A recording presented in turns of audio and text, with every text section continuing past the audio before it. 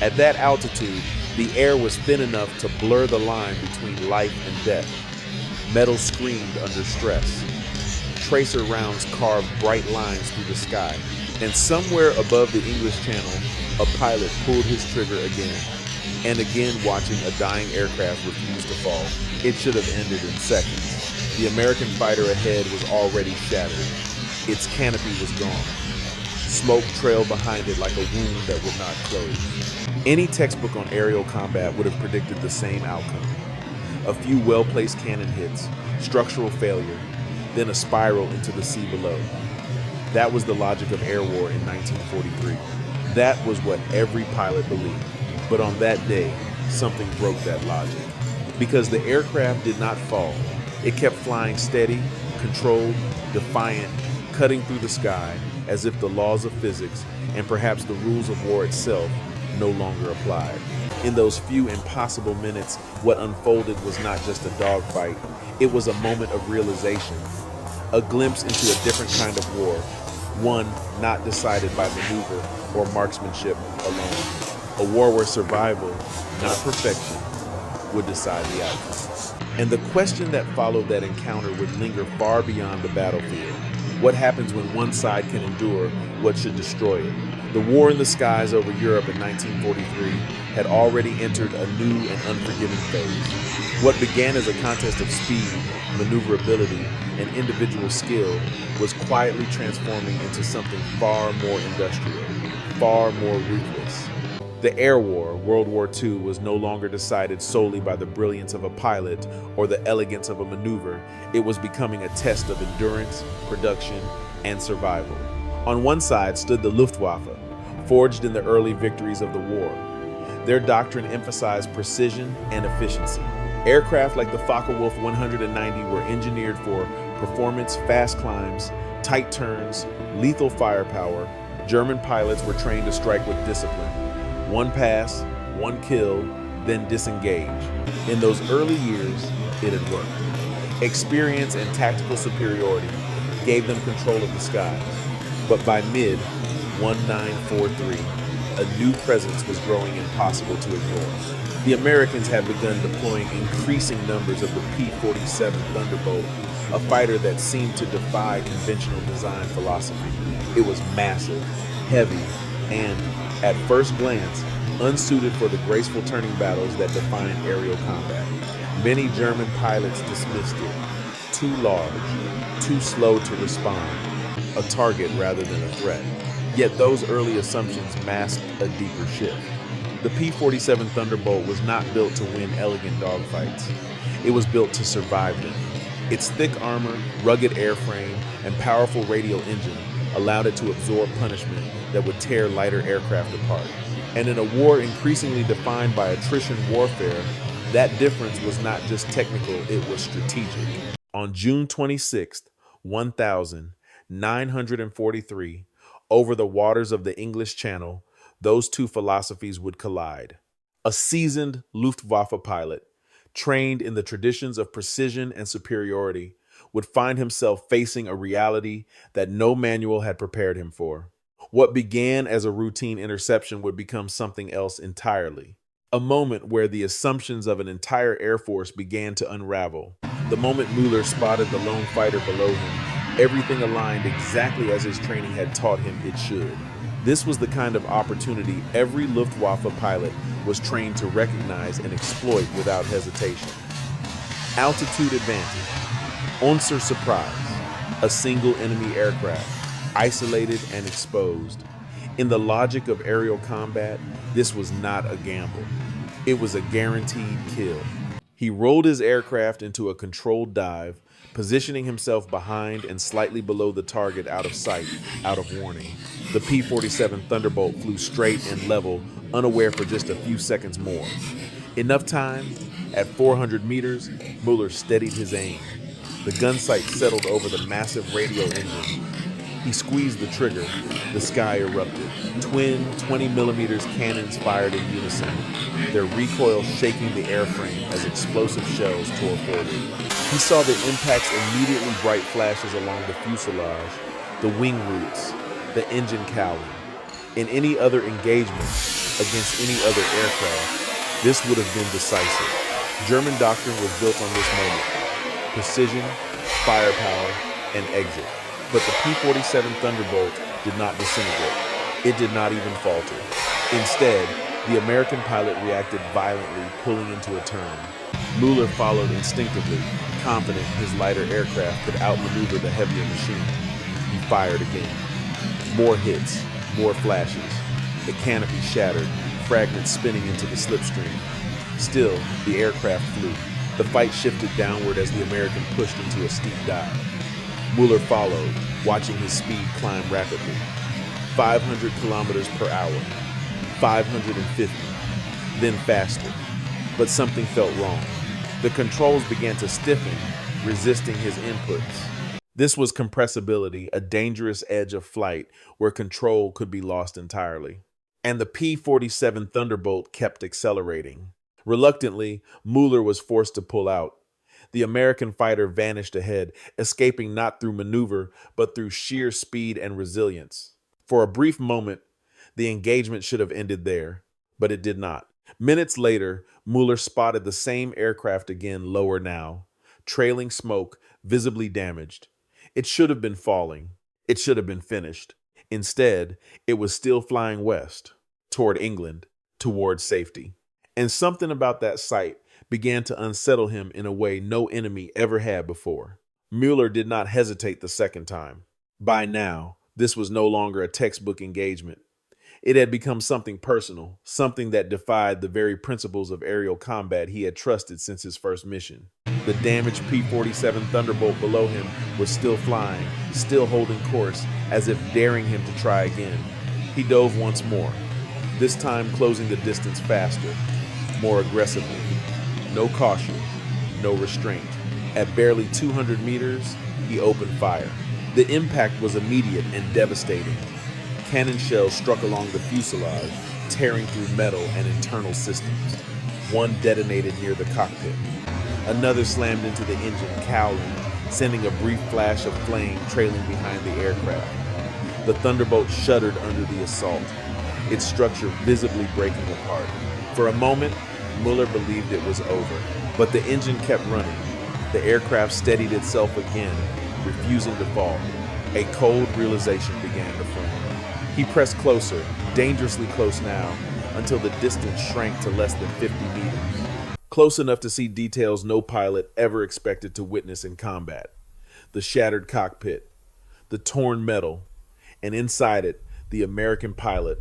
He was slumped forward, clearly wounded. Blood marked his flight suit. The instruments around him were destroyed. And yet, his hands remained on the controls. He was still flying.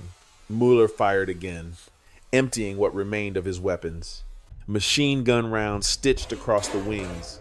The engine, the fuselage walking fire across every surface that could be seen. Every burst should have been fatal. Every impact should have ended it. Still, the P-47 Thunderbolt endured.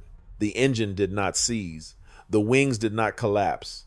The aircraft did not spiral downward. It simply continued forward, damaged, broken, but controlled, alive.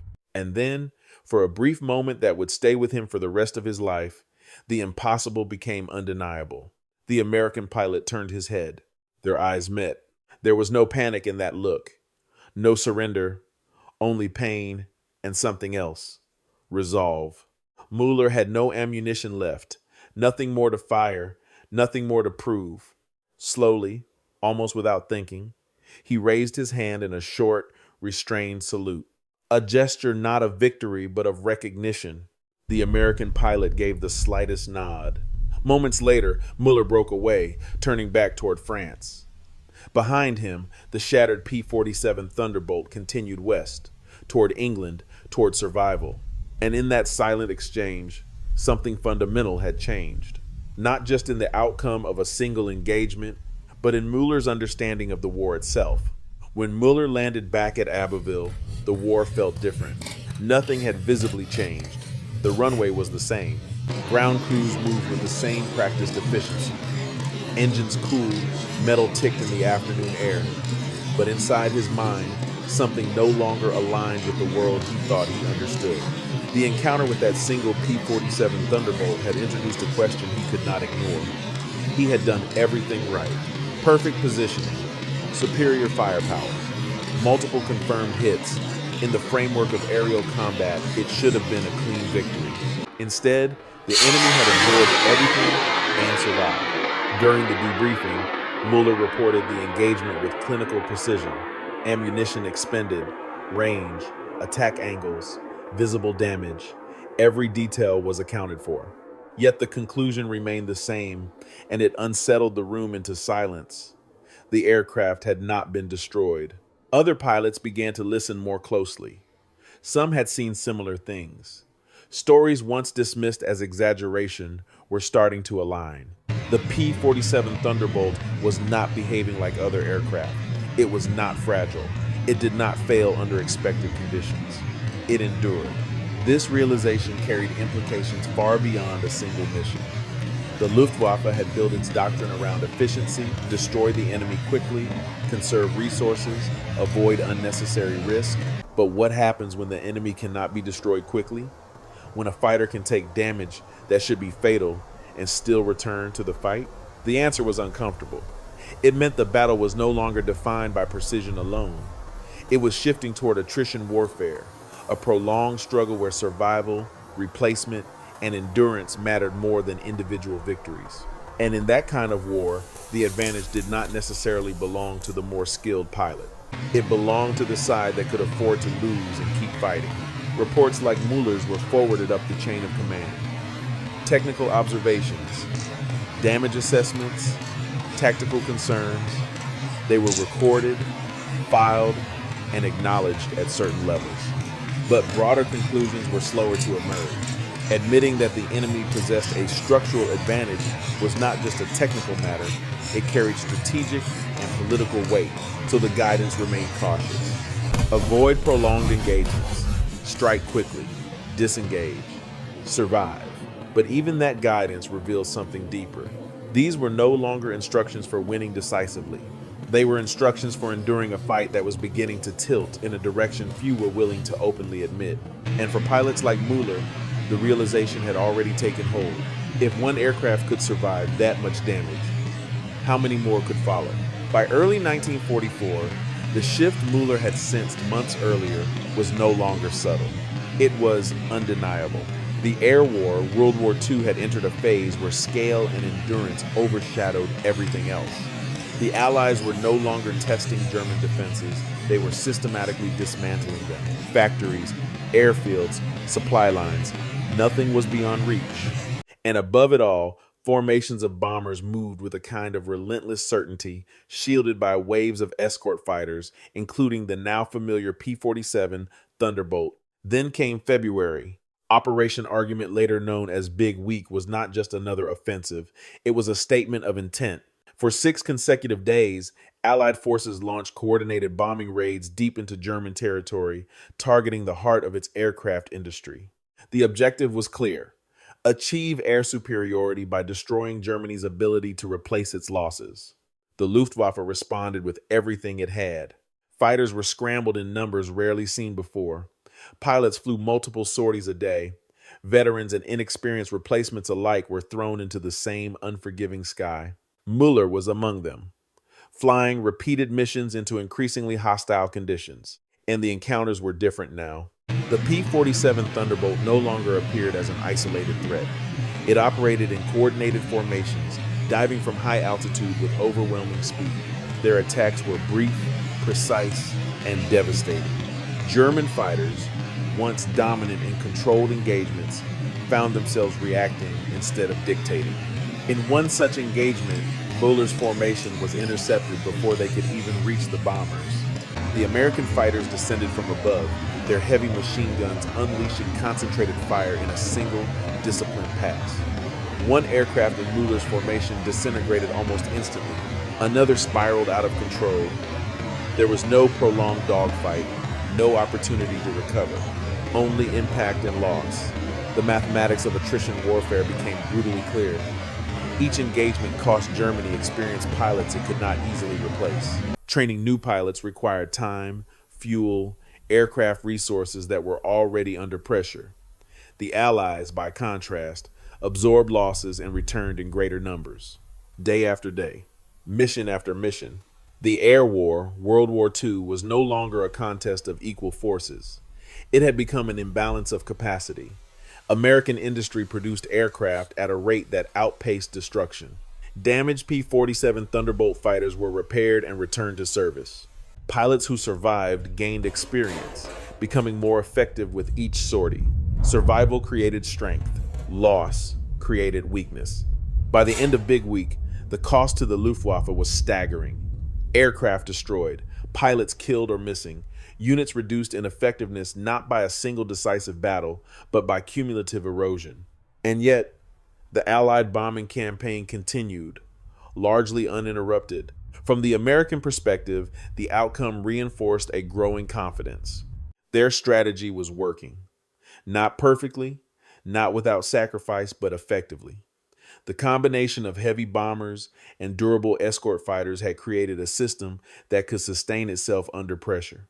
A system built for endurance. And for Mueller, the conclusion he had first glimpsed in that brief encounter months earlier now stood fully formed. This was no longer a war that could be won through skill alone. It was a war decided by who could continue fighting longer than the other side could endure. The story of that damaged aircraft did not end over the English Channel. It continued quietly, almost unnoticed on a runway in England, where a shattered P-47 Thunderbolt touched down against all expectation.